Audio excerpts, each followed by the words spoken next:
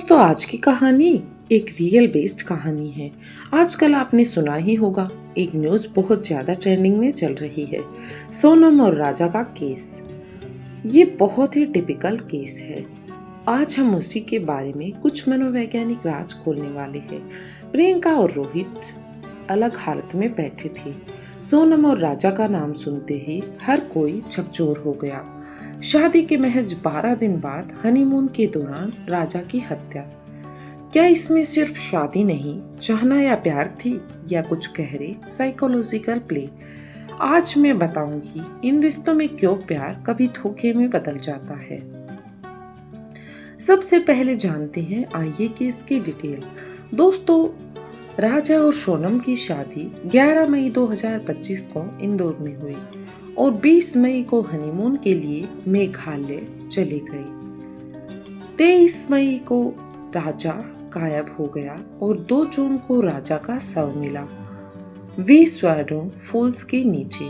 सोनम ने इस हत्या की साजिश की, जिसमें उसके प्रेमी राज कुशवाहा और 3 हत्यारे शामिल थे।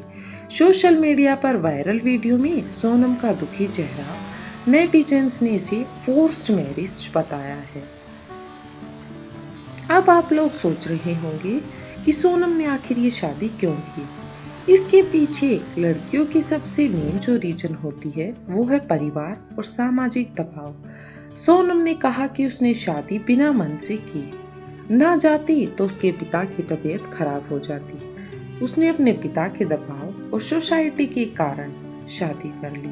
नेटिजन्स का कहना है कि फोर्स्ड मैरिज के चलते कुछ मलिन इमोशन डेवलप हो जाते हैं, जैसे इमोशनल डिस्कनेक्ट और रेजिमेंट। अब बात आती है कि सोनम जब शादी कर ही चुकी थी तो फिर उसने ऐसा क्यों किया।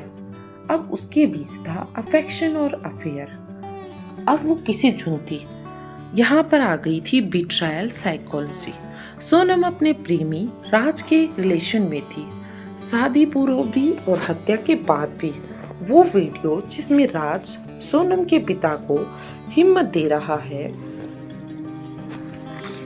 वो तो आप लोगों ने देखी ही होगी, जिसे बिट्रायल की चुप्पी कहा गया। साइकोलॉजी कहती है कि जब प्रेमी झूठ और बिट्रायल होते हैं तो कई लेवलों पर मानसिक दूरी आने लगती है। ऐसे में प्रेम से नफरत और अविश्वास से हिंसा तक का सफर तय हो जाता है। अब बात आती है प्री मेडिटेशन का साइकोलॉजिकल एस्पेक्ट। सोनम ने अपनी शादी की इजाजत के दौरान, अगर मुझसे शादी करोगे तो देखूंगी क्या करूंगी, जैसी चेतावनियां राजा को पहले ही दे दी थी। बताया जाता है कि उसने हनीमून से पहले ही मर्डर की पूरी प्लानिंग कर ली थी। इस बात की तौर से देखें तो साइकोलॉजिकल ये दर्शाता है कि व्यक्ति अपनी इमोशनल असहमति को अल्फा मैनिपुलेशन में बदल सकता है। अब जो बात थी वो ये है कि इमोशनल ब्लाइंडनेस और डिसोनेंस।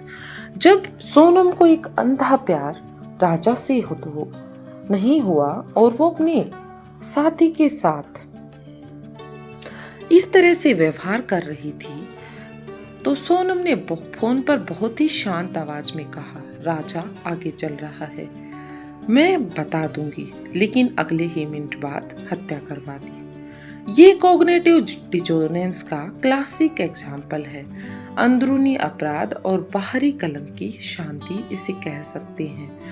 अब सोनम और राज का अफेयर पहले से था, जो परिवार से छिपा था, लेकिन बिट्रायल ट्रॉमा साइकोलॉजी कहती है कि जब किसी की आत्म इज्जत खतरे में होती है तो कई लोग एक्सट्रीम कदम उठा लेते हैं, जैसे कि हेयर लीडिंग टू मर्डर। यहाँ पर जैसे कि मर्डर के लिए रास्ता बना लिया गया। कुल मिलाकर इस सारे रिलेशनशिप को एक ही एनालाइज और सी कहा जा सकता है कि फोर्स्ड मैरिज और इमोशनल डिस्कनेक्ट जिस व्यक्ति के साथ है वहां पर प्रेम नहीं हो सकता और वो मजबूरी से एक ऑप्शन में बदल जाता है। और जहाँ पर a fear betrayal leads to depression है, वहाँ पर इमोशनल बाइनरी जो कई बार हिंसा में बदल जाता है। अब बात आती है प्री मेडिटेशन प्लस कामनेस यानी कि साइकोपैथोलॉजी इंडिकेटर। डिस्पेशेंट प्लानिंग जैसे ट्रेड्स दिखाते हैं और इमोशनल डिटैचमेंट हो सकती है। अब मैं आपको लास्ट में बस इतनी ही सलाह देना चाहूँगी। Respect each others emotion and consent. Marriage should never be forced. कभी भी किसी भी रिलेशन में जब आप जा रहे हैं तो पूरी सहमति और पूरी इमोशंस के साथ आप उसमें एंट्री करें। किसी भी रिश्ते में आप फोर्सफुली ना जाएं। Open communication is essential.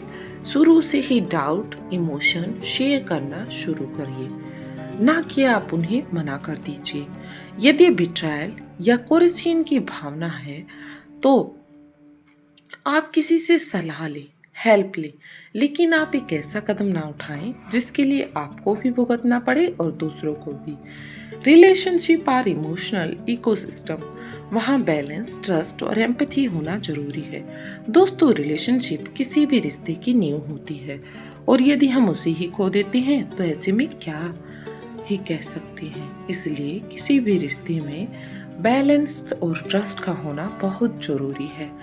अगर आपको ये वीडियो इंसाइटफुल लग रहा हो तो सीक्रेट सक्सेस को सब्सक्राइब करें और नीचे कमेंट करके बताएं आपको मैरिज की प्लानिंग में क्या बात सबसे जरूरी लगती है, कंसर्न, ट्रस्ट या इमोशनल कंपेटेबिलिटी। इनमें से एक ऑप्शन पर आप कमेंट जरूर करें। मिलते हैं नेक्स्ट वीडियो में, तब तक के लिए धन्यवाद।